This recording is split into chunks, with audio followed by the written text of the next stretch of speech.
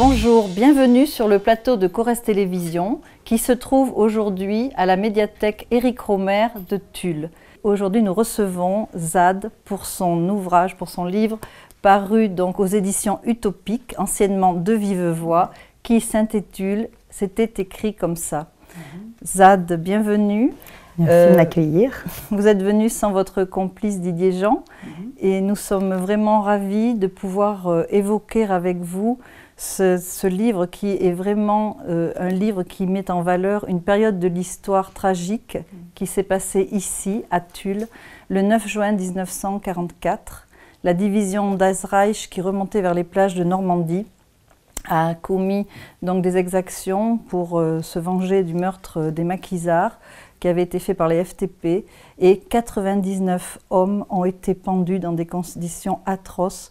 Ce massacre de Tulle est particulièrement encore une blessure pour cette ville, et vous avez réussi à faire, à partir de cet événement, un livre plein de délicatesse. Comment avez-vous choisi ce sujet et quelle en a été la difficulté, Zad ? Alors, en fait, quand nous sommes arrivés en Corrèze, c'était dans les années 98-99, on a découvert cet événement. Nous avions entendu parler d'Oradour-sur-Glane, mais jamais du drame des pendus de Tulle.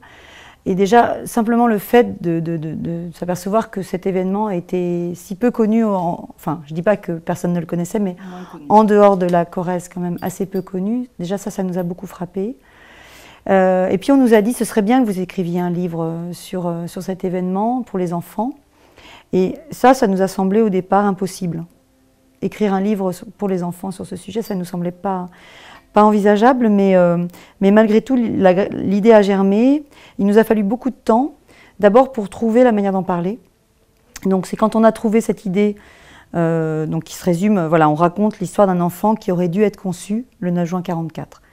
Et on alterne entre ce qu'il aurait dû vivre, ce qu'il aurait dû devenir, et puis ce qui s'est passé ce jour-là.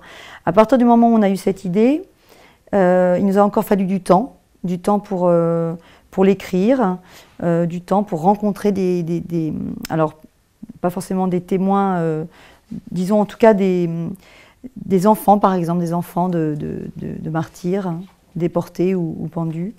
Et puis il nous a fallu encore du temps pour l'illustrer. Donc on a calculé, il nous a fallu 10 ans. C'est énorme. Et ce qui frappe quand on feuillette l'album, c'est justement ce parti pris déjà de ne pas nommer l'enfant et l'alternance qu'il y a entre la vie rêvée avec des couleurs très vives, très chatoyantes, et soudain, à la page suivante, les couleurs sépia, les images de la guerre qui sont extrêmement douloureuses. Et je vais en venir forcément à ce tri abominable qui n'a pu qu'être un choc pour la population, puisque comme on a rassemblé les hommes dans la manufacture de Tulle, et là, suivant des critères complètement absurdes, puisque effectivement on a choisi de garder les indispensables, le boucher, le médecin, les fonctionnaires. Et vous avez réussi justement, cette illustration est magnifique, et ce que je voulais souligner, c'est qu'elle vous a valu d'être retenue par le comité des martyrs pour faire un timbre commémoratif des 70 ans. Effectivement, les membres du comité des martyrs nous ont contactés en nous disant voilà, on aimerait vraiment marquer l'événement des 70 ans et à travers par exemple un timbre. Et donc ils nous ont demandé si on pourrait concevoir une image. Donc nous leur avons proposé 2 dessins, 2 illustrations, mais c'est celle du tri effectivement qui a été retenue et c'est celle qui représente le plus l'horreur de cet événement, parce que on a parlé beaucoup des pendus, mais voilà, il y a aussi des hommes qui ont été déportés, mais ceux qui sont restés, bien sûr, ne sont pas morts, mais pour eux aussi, pour les familles qui sont restées, pour les gens qui ont été épargnés, ça a été aussi terrible. Et nous, ce qui nous marque dans cet événement, c'est le fait que toute une part que la population entière finalement soit prise en otage et soit culpabilisée, et que cette culpabilité, elle dure avec les années. Donc c'était une souffrance voilà, qui nous semblait importante de traduire. Et alors on a un peu retravaillé l'image par rapport à l'image de l'album, il a fallu l'adapter au petit format du timbre, ajouter une colonne, donc sur le timbre vous avez 3 colonnes, une colonne noire qui pourrait symboliser les pendus, une colonne rouge qui pourrait symboliser les déportés, et puis la blanche, ceux qui seront épargnés. Voilà. Après, le travail sur le timbre s'est fait très vite. La décision a été prise quand même assez rapidement. Certainement que la date commémorative, les 70 ans, et puis probablement un coup de pouce aussi du président François Hollande pour faire en sorte que tout se fasse. Mais c'est vrai que, voilà, je pense que pour nous, enfin, peut-être que j'anticipe sur une question que vous me poseriez, mais nous, cet album, on l'a réalisé en se posant tout le temps la question de notre légitimité. Nous ne sommes pas corésiens, et voilà, nous sommes arrivés en Corrèze il y a 15-16 ans. Quelque part, est-ce qu'on avait le droit d'en parler? Est-ce qu'on avait le droit de s'approprier cette histoire? Mais le résultat, c'est que beaucoup de gens nous ont remerciés, beaucoup de gens, voilà, beaucoup d'enfants de ces familles qui ont tellement souffert de cet événement, nous en ont remerciés. Donc, quelque part, le timbre, c'était un prolongement. Et pour nous, c'est avant tout une façon de rendre hommage à toutes ces familles, à tous ces hommes jeunes qui sont morts. Et puis de le faire savoir au-delà de la Corrèze. Et je pense que pour la jeunesse, c'est aussi participer à un devoir de mémoire. Et comme vous le dites très justement, il y a eu les commémorations, elles ne sont pas loin, les commémorations du 9 juin.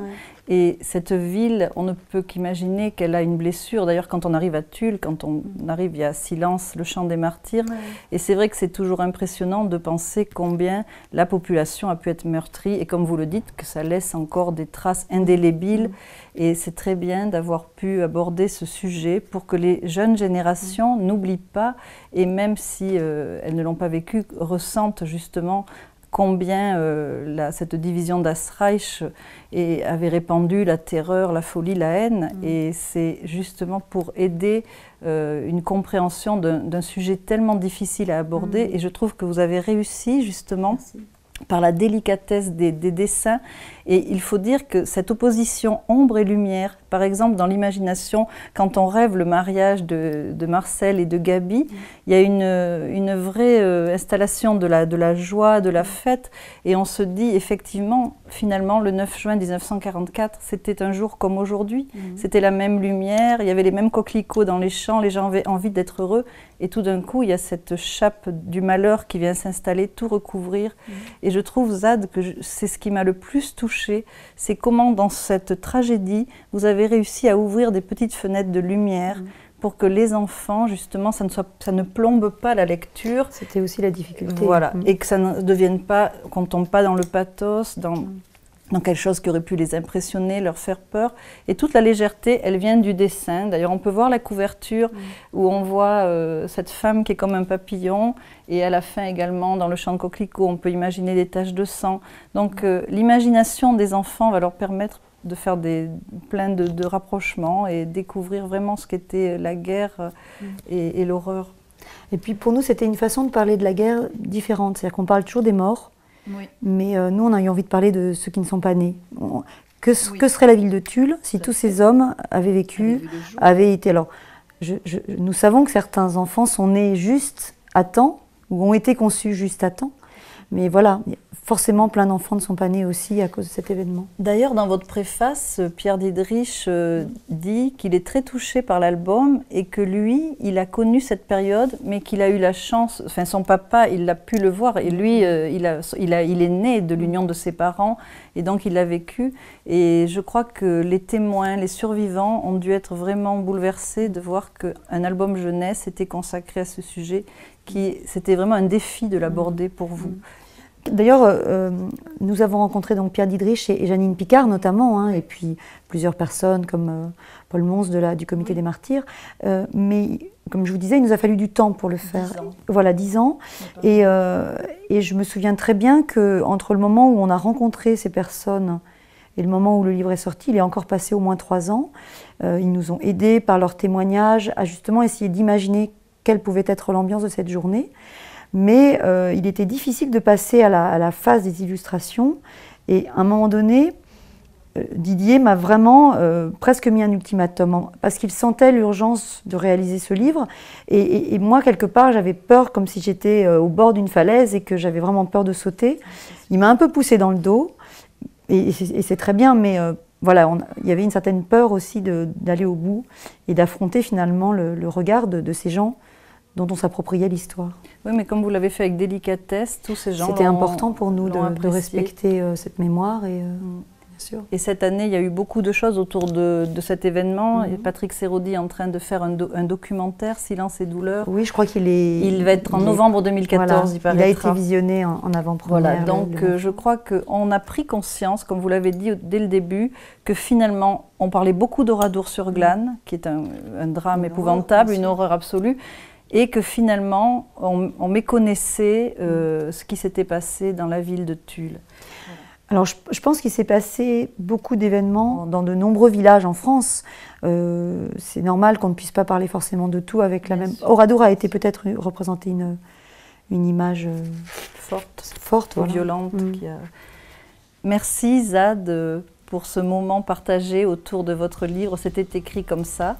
J'invite les lecteurs donc à le découvrir et à passer vraiment un moment plein d'émotions avec ce petit garçon qui n'est jamais nommé et qui les emmènera et qui leur donnera un autre regard sur cette tragédie. Merci Pascal. Merci Zad.